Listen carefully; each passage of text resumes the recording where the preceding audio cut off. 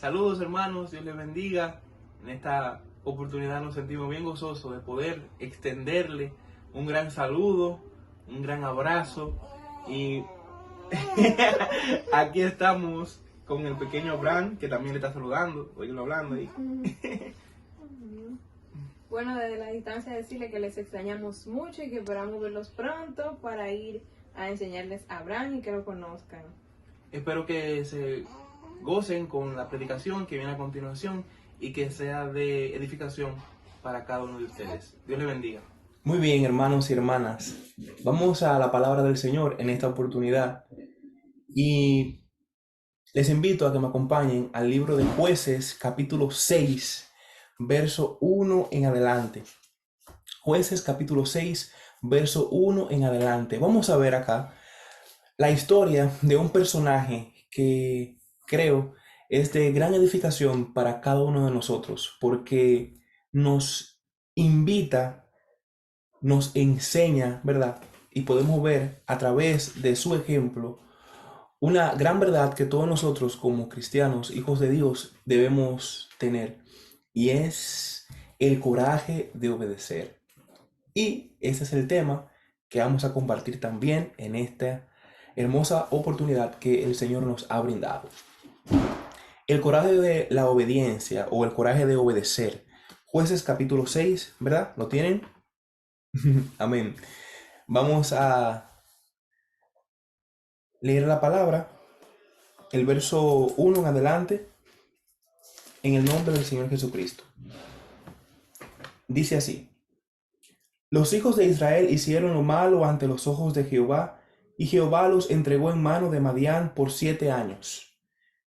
Y la mano de Madián prevaleció contra Israel, y los hijos de Israel, por causa de los madianitas, se hicieron cuevas en los montes y cavernas y lugares fortificados.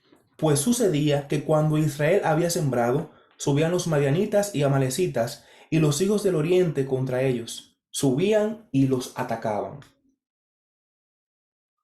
Verso 4. Y acampando contra ellos destruían los frutos de la tierra hasta llegar a Gaza, y no dejaban qué comer en Israel, ni ovejas, ni bueyes, ni asnos, porque subían ellos y sus ganados, y venían con sus tiendas en grande multitud como langostas. Ellos y sus camellos eran innumerables, así venían a la tierra para devastarla. De este modo, empobrecía Israel en gran manera por causa de Madián, y los hijos de Israel clamaron a Jehová. Cuando los hijos de Israel clamaron a Jehová a causa de los madianitas, Jehová envió a los hijos de Israel un varón profeta, el cual les dijo: Así ha dicho Jehová, Dios de Israel: Yo os hice salir de Egipto y os saqué de la casa de servidumbre. Os libré de mano de los egipcios y de mano de todos los que os afligieron, a los cuales eché de delante de vosotros y os di su tierra. Verso 10. Y os dije: Yo soy Jehová vuestro Dios. No temáis a los dioses de los amorreos en cuya tierra habitáis, pero no habéis obedecido a mi voz. Entonces aquí ya vamos a conocer el personaje, ¿verdad? En el verso 11 dice: Y vino el ángel de Jehová y se sentó debajo de la encina que está en Ofra, la cual era de Joás Abiezerita. Y su hijo Gedeón estaba sacudiendo el trigo en el lagar para esconderlos de los madianitas. Amén. Acompáñenme a orar, por favor. Padre y Dios, te damos gracias una vez más en este tiempo. Gracias por tu misericordia, por tu amor. Gracias por dar una oportunidad de ser llamados hijos tuyos y en este momento poder abrir tu palabra, estudiarla con tanta libertad, sabiendo que tu Espíritu Santo nos dirige y sabiendo también que en ella encontramos lo que tú tienes para cada uno de nosotros. Te rogamos, oh Dios eterno, que esta palabra la podamos poner en práctica, sacar provecho de ella y también poder compartirla con las demás personas que necesitan de ti. En el nombre de Jesús, nuestro Salvador. Amén. Muy bien, amados hermanos y hermanas, aquí encontramos la siguiente presentación. Me gustaría, ok, acá la tenemos. Primero, ver, ok, muy bien. primero ver un preámbulo sobre quién es Gedeón, que es el personaje, ¿verdad? Que vamos a compartir. ¿Quién es Gedeón? Y aquí hay una parte súper importante. Lo que decimos que somos versus lo que el Señor dice que somos. Vamos a ver ahorita qué pasaba con esto. Porque el Señor le dice a Gedeón que él es algo o alguien. Y Gedeón dice que él no es eso que Dios está diciendo que él es. Entonces, vamos a ver. Pero primero, a manera de desarrollo, podemos decir que Gedeón fue juez y guerrero. Su nombre significa guerrero poderoso o destructor y pertenecía a la tribu de Manasés. También fue el quinto juez de Israel. Eso es más o menos un perfil, ¿verdad? De Gedeón. Ahora, ¿por qué aquí señalamos lo que dice el Señor que es Gedeón y lo que dice Gedeón que él es? Entonces, por ejemplo, viendo la forma de cómo inicia este capítulo, nos damos cuenta que el pueblo de Israel clamaba a Jehová porque estaba sucediendo algo. Y es que la nación enemiga que estaba atacando, los madianitas, estaba atacando a Israel y estaba destruyendo pues sus pueblos, sus cosechas, el ganado y todo esto. Pero hay un personaje que viene en este momento y entra a la vida de Gedeón. Vino el ángel de Jehová. Y aquí yo quiero hacer un énfasis porque estaba considerando que tal vez muchas personas no saben quién es el ángel de Jehová. Entonces, vamos a ver por la palabra de Dios quién es en verdad el ángel de Jehová. Porque nosotros podemos decir, bueno, yo conozco a diferentes ángeles o nombres de diferentes ángeles. Sin embargo, vamos a ver si el ángel de Jehová es un ángel común o si el ángel de Jehová es el mismo Jehová o si el ángel de Jehová es la persona del Señor Jesucristo. Así que vamos a ver esto por la palabra del Señor. No piensen que me voy a salir del tema, pero quiero señalar o resaltar de forma tal vez rápida esta parte del ángel de Jehová. Fíjense, el ángel de Jehová en el Antiguo Testamento podemos encontrar con frecuencia esta forma de llamar ángel de Jehová o el ángel de Dios que interactúa con diversos personajes. Por ejemplo, Génesis capítulo 16, verso 7. Si usted está tomando nota, apunte este verso y lo puede analizar más adelante. Génesis capítulo 16, verso 7. Ahí encontramos que el ángel de Jehová interactúa con Agar. ¿Recuerdan? Esa esclava que tuvo como hijo a Ismael con Abraham. Abraham con Sara tuvo a Isaac y Abraham con Agar tuvo a Ismael. Y ahí vemos entonces que desde ahí comienza el problema que actualmente está aconteciendo en esa parte del Medio Oriente, con Palestina, con Israel, y un poco más al sureste, suroeste, con la parte ahí de los musulmanes. Entonces, vamos a ver aquí, Agar, Génesis capítulo 16, versos 7 al 13, si quiere tomar nota. Ahí el ángel de Jehová se le aparece cuando ella huía de Sara y le ordenó que volviera. También el ángel de Jehová se le apareció a Abraham en Génesis capítulo 22, verso 11, hasta el verso 18. Ahí también se le aparece a Abraham cuando le impidió sacrificar a Isaac. También se le apareció a Jacob, se le apareció a Moisés, a Josué, a Gedeón, que es el personaje que hoy vamos a estar desarrollando, a Manoa y a su esposa, que son los padres de Sansón, y a David. A estos personajes se le aparece el ángel de Jehová en el Antiguo Testamento. Voy a tomar un verso de ejemplo, pero también se lo voy a decir Dije de Agar, Génesis 16:7, por si están tomando nota. Génesis 22:11, cuando se le aparece a Abraham. Génesis 31:11, cuando se le aparece a Jacob. Éxodo 3:1, cuando se le aparece a Moisés. Jueces 2:1, cuando se le aparece a Josué. Repito, Jueces 2:1. Jueces 6, que es lo que vamos a ver, estamos compartiendo ahora, cuando se le aparece a Gedeón. A Manoah y a su esposa lo encontramos en Jueces capítulo 13, verso 3. Jueces capítulo 13, verso 3. Y al rey David se le aparece en Primera Crónica capítulo 21, verso 15 y 16. Primera Crónica capítulo 21, verso 15 y 16. Ahí más adelante, si usted puede, ahí encontrará cuando el ángel de Jehová se le aparece a estos personajes.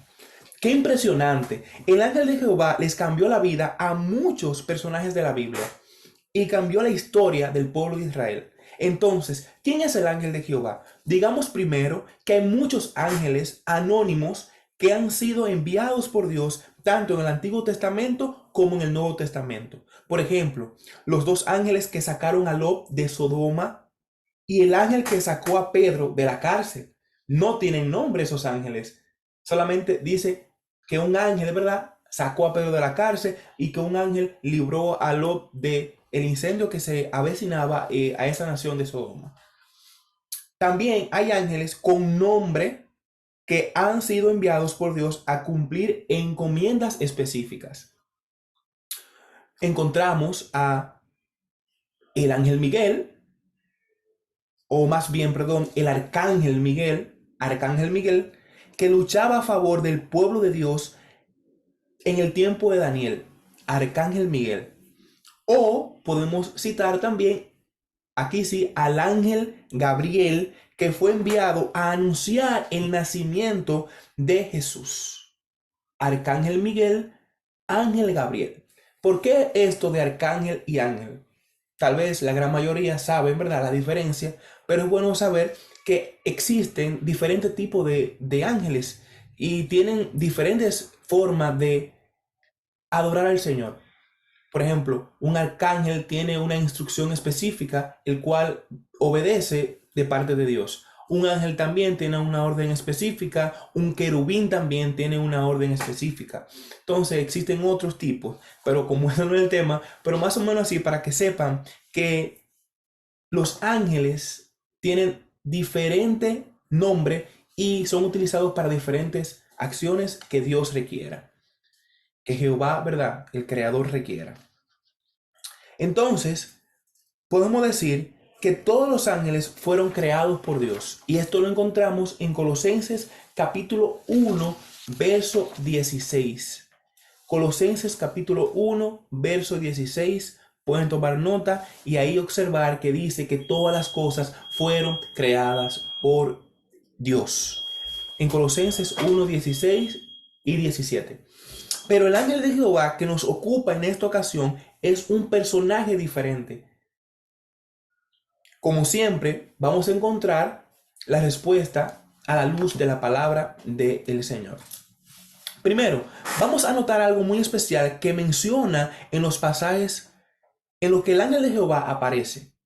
En el curso de su interacción con las personas, el ángel de Jehová es llamado Jehová o Dios. Agar llamó el nombre de Jehová con que ella hablaba. Tú eres Dios que ve. En Génesis 16, 13. Ahí lo vemos. Agar dijo, tú eres el Dios que ve al ángel de Jehová. Abraham le dijo al ángel de Jehová, por mí mismo he jurado, dice Jehová. Recordamos que el ángel de Jehová fue que dijo esto, por mí mismo he jurado, dice Jehová. A Jacob, el ángel de Dios le dijo, yo soy el Dios de Betel. A Moisés, el ángel de Jehová le dijo, yo soy el Dios de tu padre, el Dios de Abraham. Cuando Gedeón tuvo temor por haber visto al ángel de Jehová cara a cara, Jehová le dijo, paz a ti. Cuando el ángel de Jehová se le apareció a Manoah, él dijo, ciertamente moriremos porque a Dios hemos visto. No puede quedar duda, el ángel de Jehová es Dios. Pero hay ocasiones en las que la Biblia se refiere al ángel de Jehová como a alguien que es diferente de Jehová y es enviado por Jehová. Por ejemplo, oigan esto, súper interesante, por eso quise hacer hincapié aquí con ustedes. En Éxodo capítulo 23, verso 20 dice: He aquí yo envío mi ángel delante de ti para que te guarde en el camino y te introduzca en el lugar que yo he preparado.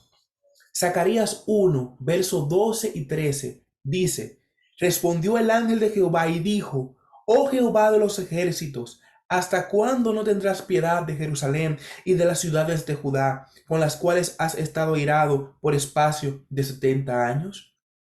Y Jehová respondió buenas palabras, palabras consoladoras al ángel que hablaba conmigo. Con esto podemos entender que el ángel de Jehová es Dios, pero no es el Padre, sino que es la segunda persona de la Trinidad, nuestro Señor Jesucristo. Esto es muy importante, pues la Escritura dice que a Dios nadie lo ha visto jamás. El unigénito Hijo que está en el seno del Padre, Él le ha dado a conocer. Juan capítulo 1, verso 18. Solo Cristo se ha hecho visible tanto en el Antiguo Testamento como en el Nuevo Testamento. Nadie ha visto al Padre, ni tampoco ha visto al Espíritu Santo, sino solamente se ha conocido a Jesucristo, que es la segunda persona de la Trinidad. Entonces, ¿a quién vieron Agar, Abraham, Moisés y los demás personajes que hemos mencionado? No han visto al Padre, sino al Hijo, a nuestro Señor Jesucristo. Así es que en el Antiguo Testamento el ángel de Jehová es la persona del Señor Jesucristo, y ya en el Nuevo Testamento se presenta de forma física y conocemos pues la historia. Entonces, dicho esto, en conclusión, podemos decir que ese ángel de Jehová que se aparecía a su personaje es el Señor Jesucristo. Muy bien, continuamos aquí con nuestro tema en Jueces capítulo 6, ¿verdad? Jehová está contigo, el verso 12. Varón esforzado y valiente, salvarás a Israel de la mano de los madianitas, le dice el ángel de Jehová a Gedeón. Estas palabras habladas a Gedeón fueron claramente con el pensamiento de ser alentadoras, pero al parecer el primer pensamiento de Gedeón fue: ¿por qué yo? No hay otro más fuerte o más valiente que pueda hacerlo. Y eso pone en mi mente que también nosotros le decimos a Dios: ¿por qué yo? Usted no se ha hecho esta pregunta, o no le ha hecho esta pregunta al Señor, pero ¿por qué a mí? Hay personas más inteligentes que yo, hay personas que tienen más destreza que yo, que pueden hacerlo mejor que yo. Pero Dios requiere que nosotros hagamos algo cuando Él nos ordena. Y por eso, cuando Él nos escoge, debemos aquí mirar este gran ejemplo de Gedeón. El coraje de la obediencia. Muchas veces pensamos que no podemos hacer las cosas, que no tenemos la competencia, que no tenemos la destreza necesaria, que tal vez nosotros no damos para eso. Sin embargo, Dios nos dice que sí. Dice Jehová, varón esforzado y valiente. Jehová le está diciendo varón esforzado y valiente a un hombre que no tiene todavía esa, tal vez podemos decir, esa madurez de interpretar si él puede hacer las cosas. Pero Jehová sabe todas las cosas de antemano. Jehová sabe todas las cosas de antemano. Y él le está diciendo ya que él va a ser un hombre esforzado y que él va a ser un hombre valiente. Saben que muchas ocasiones cuando en la misma congregación podemos colocar este ejemplo, nos mandan, por ejemplo, a visitar a algún enfermo por grupo. Entonces yo le digo al anciano o al líder, ¿verdad?, que esté indicando que vayamos a un sitio: bueno, hermano, lo que pasa es que yo tal vez no sé orar mucho, o yo no tengo la competencia de predicar, o tal vez no me sé muchos signos, entonces me da vergüenza ir solo a visitar a alguien. Pero esa es la encomienda que Dios nos ha puesto, y esto no es de hombre, sino por la palabra de Dios, la Biblia. Y ahí podemos encontrar cuando Él nos dice que vayamos y prediquemos el Evangelio, que visitemos a las viudas, ¿verdad? Que ayudemos a las demás personas, que amemos al prójimo. Y esto conlleva una serie de acciones que todos nosotros como hijos de Dios tenemos que hacer. Y que muchas veces solamente le dejamos esas acciones a un grupo de personas y nosotros nos apartamos. Y somos entonces, tal vez, personas que vamos al culto, nos sentamos y ya está.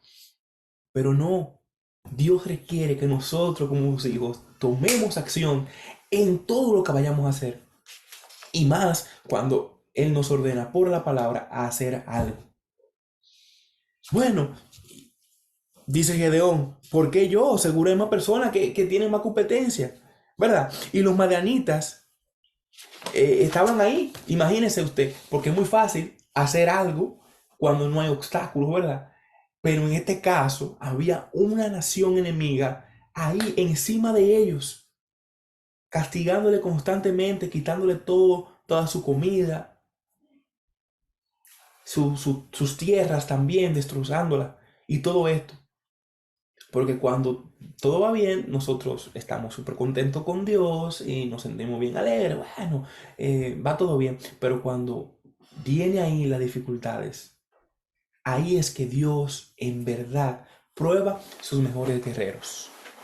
Porque déjeme decirle que si nos damos cuenta por la palabra, cuando hay un resultado que ha sido edificación para muchas generaciones, es porque hay o ha existido una gran eventualidad de dificultad. Repito, cuando hay un gran resultado que ha impactado generaciones de manera positiva, es porque la causa de eso fue que hubo un gran problema. Y así pasa en nuestra vida, hermanos y hermanas. Nosotros como cristianos no estamos exentos a tener muchísimos inconvenientes en nuestra vida. Pero Dios nos dice, usted es un varón, usted es una hembra esforzado y valiente, ¿verdad? Entonces, los mandamientos de Dios no siempre nos parecen razonables, eso es cierto. Como seres humanos somos cortos de vistas y débiles.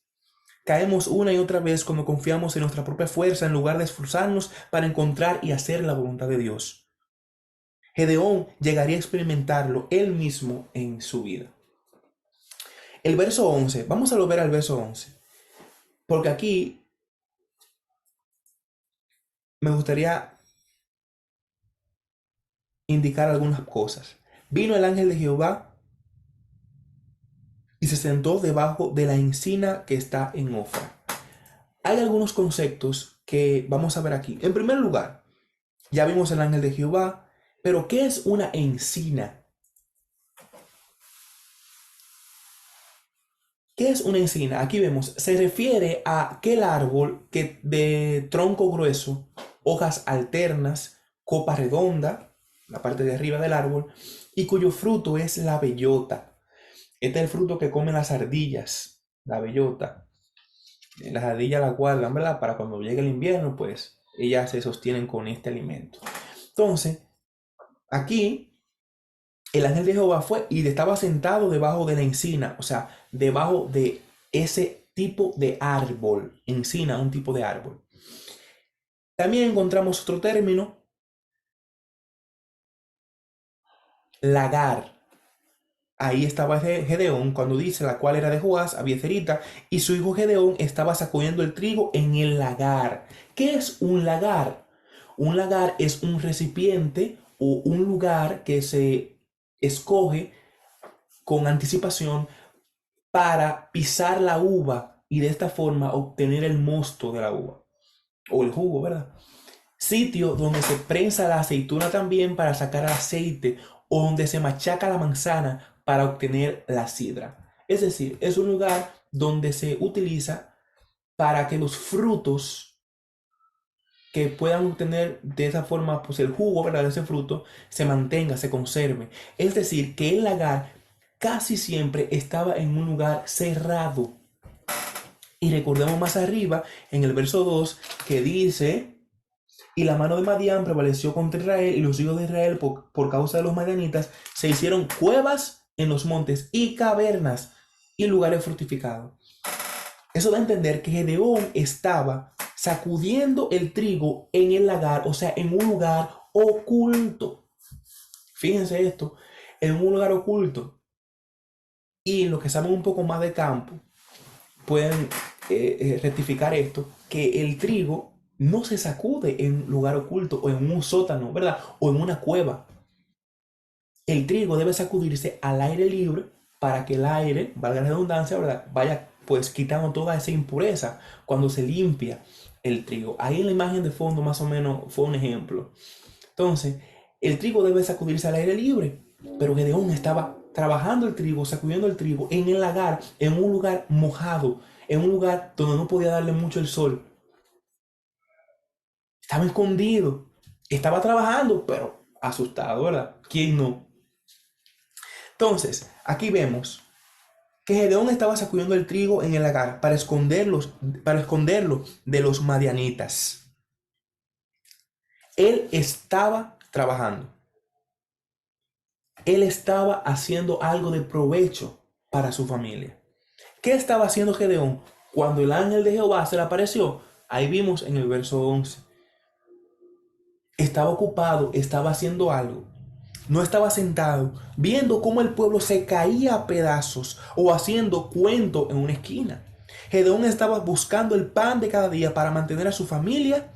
Eso me da a entender que Dios usa con gran poder a aquellas personas que son trabajadoras, dedicadas y con un compromiso firme en la obra de Él. Gedeón no estaba escondido sin hacer nada. Bueno, como hay una invasión, una nación enemiga, que cada vez que uno cosecha viene y se lleva los frutos, que nos está quitando la tierra, que están llevándose nuestro ganado, yo me voy a echar a mi casa a morir. No, él no hizo eso. Gedeón, ahí se está ya, podemos darnos cuenta que en verdad era un hombre esforzado. Y vamos a ver si fue valiente en verdad, como Dios le llamó, esforzado y valiente. Para el Señor, Gedeón era una persona esforzada y valiente. Y para él mismo, para Gedeón mismo, era esforzado y valiente. Gedeón no había reconocido su potencial. Él simplemente pensaba en sobrevivir, en darle algo a su familia. Sin embargo, Dios le dijo lo que en verdad él era, una persona esforzada y valiente. Saben que a nosotros nos pasa lo mismo. No vemos más allá de nuestro frente, de nuestras narices. No profundizamos en lo que de verdad somos. Sin embargo, como hijos de Dios, somos más que vencedores por medio de aquel que nos amó. No por nuestra propia fuerza, no porque yo sea súper inteligente, no por mi propia sabiduría, sino por medio de aquel que nos amó. Porque sin Dios nosotros no podemos hacer nada. Muchas personas tal vez han logrado muchísimas cosas sin reconocer que ese logro ha sido por Dios, porque Dios se lo ha dado. Pero vemos que su fin o su resultado es totalmente devastador. Sin embargo, aquella persona que pone su confianza en Dios y que le dan los méritos al Señor, nos damos cuenta cómo Dios le bendice de una manera de sobremanera. Por eso, bien dice la palabra en Samuel, Dios honra a los que le honran, ¿verdad? Y eso es así, hermanos y hermanas. Debido a que el pueblo de Israel se había apartado de Dios, Él permitió a los madianitas atemorizar a Israel por 7 años y destruir los frutos de su tierra y su ganado. En Jueces, capítulo 7, si no vamos a otro capítulo, dice que los madianitas parecían como langostas tendidos en el valle, una gran multitud, y sus camellos eran innumerables como la arena que está en la ribera del mar en multitud. Pero Israel clamó a Dios. Dios intervino por su gracia y decidió que Gedeón llevaría a los pobres, oprimidos y temerosos israelitas a la victoria. Cuando escuchó esto, Gedeón tuvo que haber pensado: esta persona que me está hablando no sabe lo débil que yo soy. lo temeroso que yo soy. Por supuesto que Dios lo sabía, pero de todos modos escogió a Gedeón. Dios conoce nuestra personalidad. Dios conoce también, por ende, nuestras debilidades, nuestro potencial. Dios conoce todo lo que nosotros somos y tenemos. Pero Él no nos ha elegido por error. Los que se ven a sí mismos como una persona súper grande, el más fuerte, el más sabio, difícilmente escucharán la voz de Dios por encima de sus pensamientos y opiniones propias. Pero los que son humildes, los que se humillan con un corazón abierto y receptivo, por el contrario, tendrán la capacidad para convertirse en hombres y mujeres listos para hacer su voluntad. Entonces, vamos a ver en el verso 13, porque la historia continúa, ¿verdad? Un poco más adelante. Y Gedeón le respondió: Señor mío, si Jehová está con nosotros, ¿por qué nos ha sobrevenido todo esto? ¿Y dónde están todas sus maravillas que nuestros padres nos han contado diciendo: no nos sacó Jehová de Egipto, y ahora Jehová nos ha desamparado y nos ha entregado en manos de los madianitas? Entonces, también dice el 14, y mirándole Jehová, le dijo: ve con esta tu fuerza y salvarás a Israel de la mano de los madianitas. ¿No te envío yo?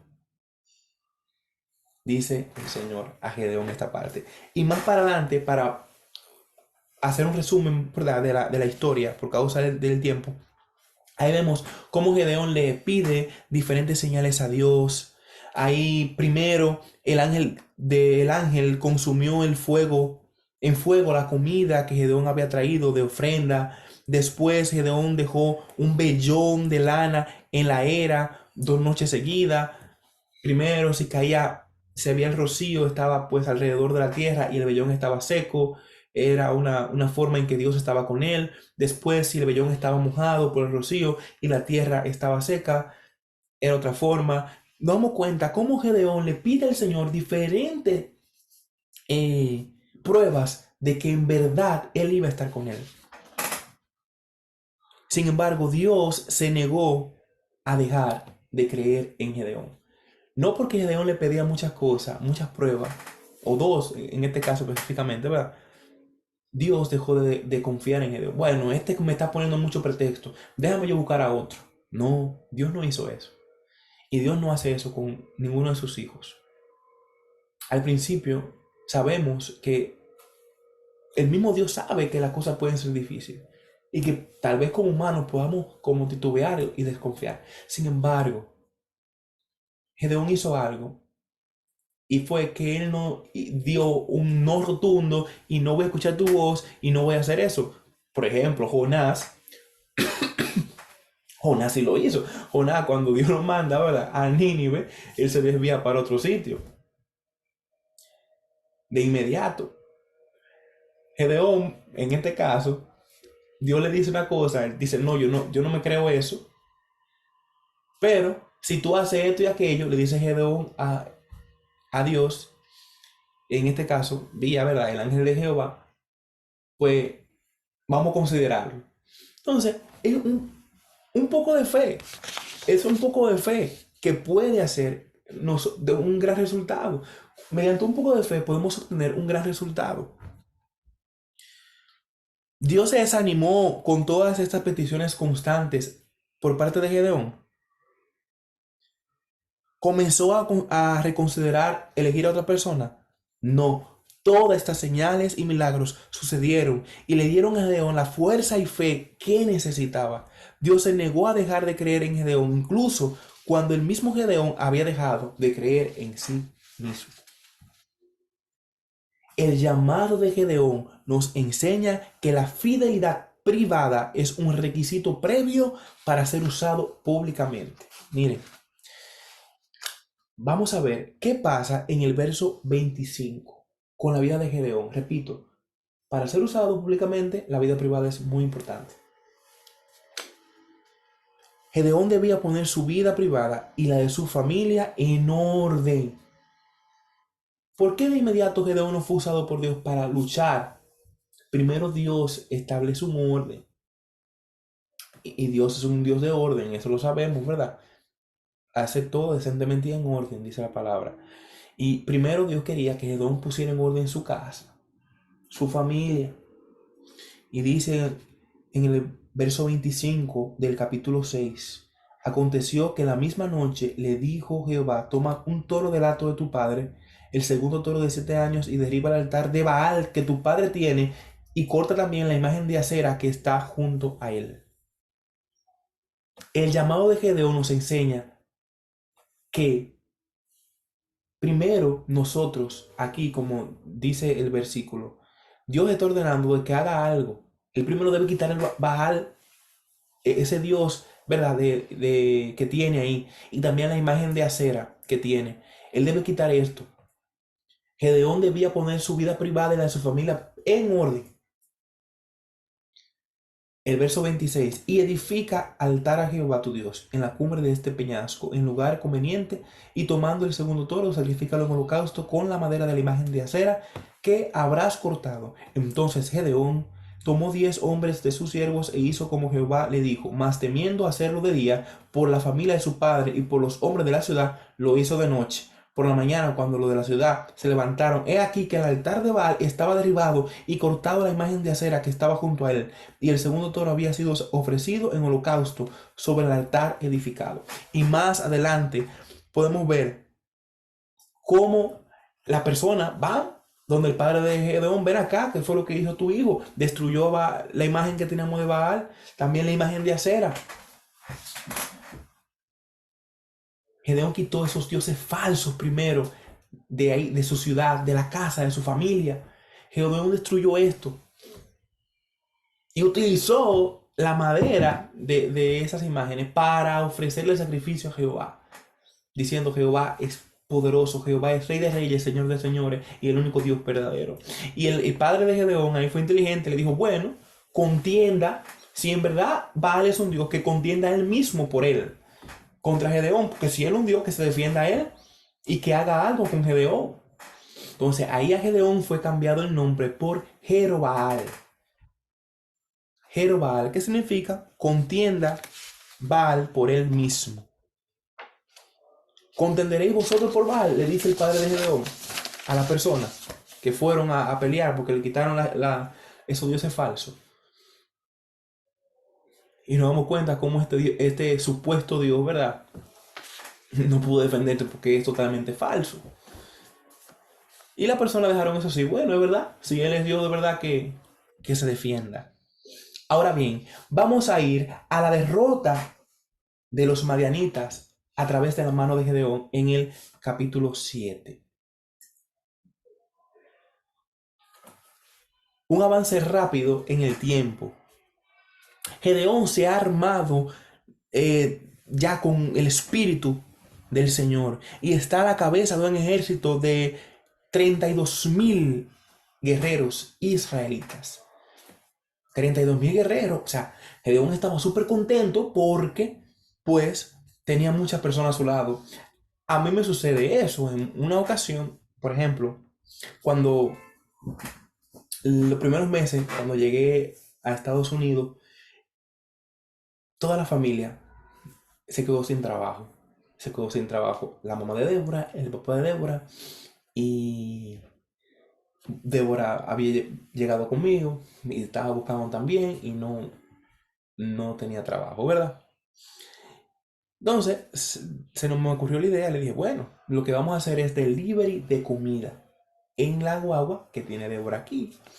Vamos a hacer delivery de comida y hicimos eso. Entonces el papá de Débora me dijo: bueno, yo voy con ustedes para no tener nada en la casa y así lo ayudo a desmontar, a buscar la comida.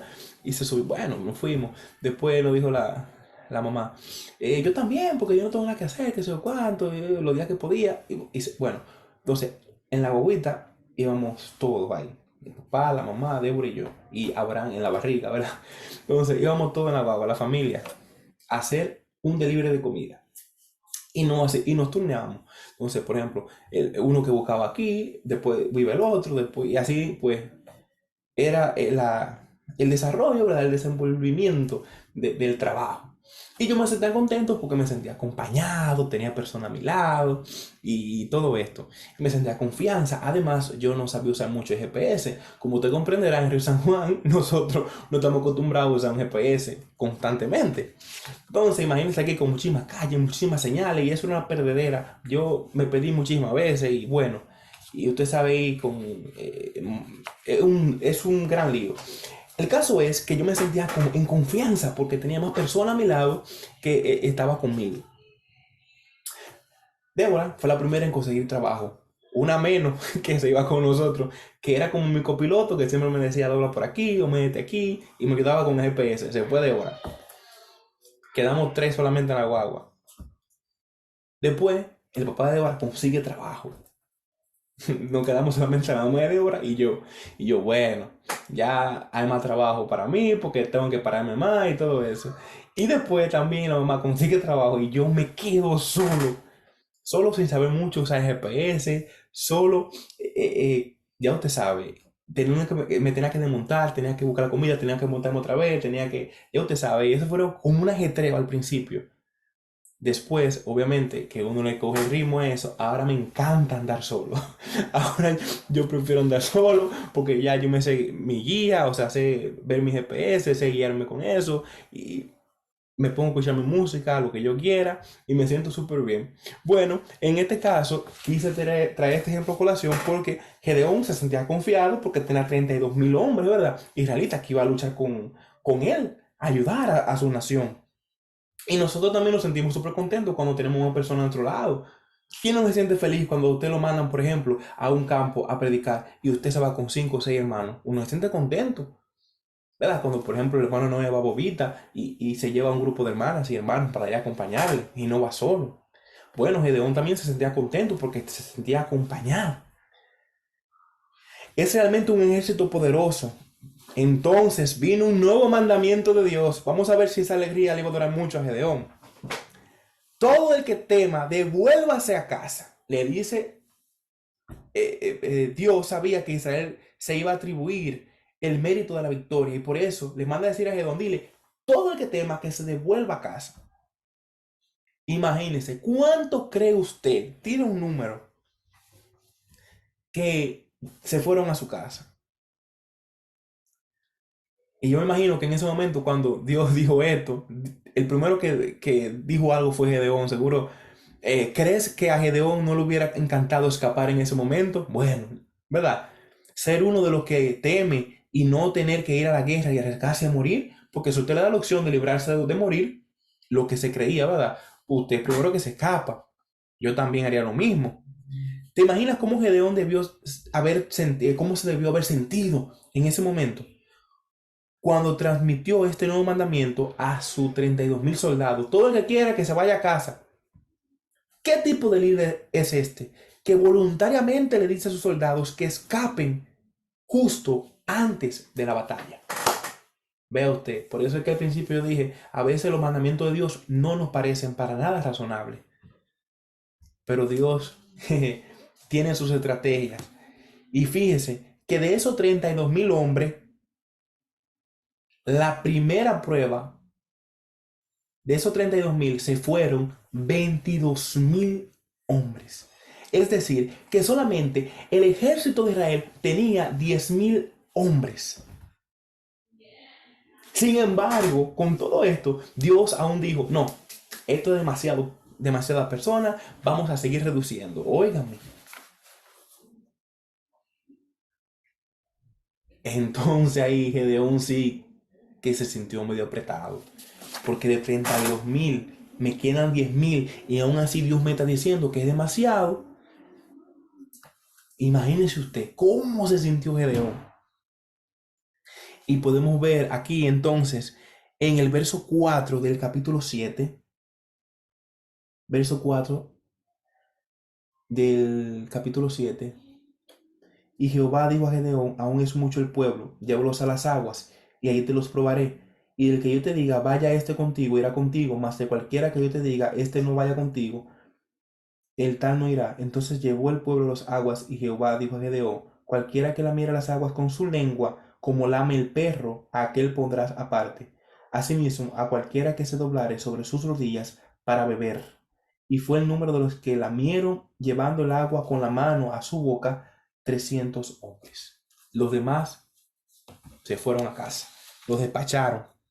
Imagínense entonces, ¿cuánto quedaron? Solamente 300. 9.700 estaban fuera, dejando solo 300 hombres. ¿Usted se imagina cómo se sintió Gedeón en ese momento? Bueno, lo que pasa es que seguro el ejército de Madián no tenía mucho. Dijimos que eran como langostas y que sus camellos eran como la arena del mar, que era incontable. En el capítulo 8 podemos ver Gedeón captura a los reyes de Madián, que dice, el capítulo 8 nos dice que el ejército madianita contaba con 135.000 personas. 135.000, eso es 450 madianitas por cada soldado de Israel. Por un soldado era 450 de los madianitas. Fíjese usted, 300 contra 135.000 personas. Dios creó una situación imposible por la debilidad humana para exaltar su propia fuerza. Esta es su especialidad. ¿Qué dijo Jesús en Lucas 18:27? Lo que es imposible para los hombres es posible para Dios. Se lo dijo María. Imagínate el temor de Gedeón cuando Dios le dijo, levántate y desciende al campamento de los madianitas, porque hoy lo voy a entregar en tus manos con esos 300 hombres contra 135.000 de la nación enemiga. Nuevamente Dios alentó a Gedeón a seguir. Le dio instrucciones de espiar el campamento, y aquí Gedeón escuchó que los soldados madianitas también tenían miedo.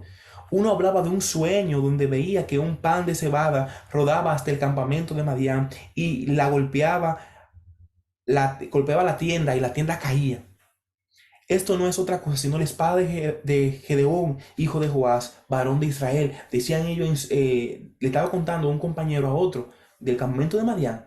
Me soñé con esto, con aquello. Y Gedeón estaba escuchando en ese momento cuando ellos estaban hablando.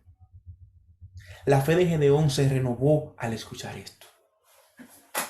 Con sus 300 hombres armados, nada más que con trompetas y antorchas ardiendo dentro de cántaros, los israelitas se arrastraron hasta el extremo del campamento madianita.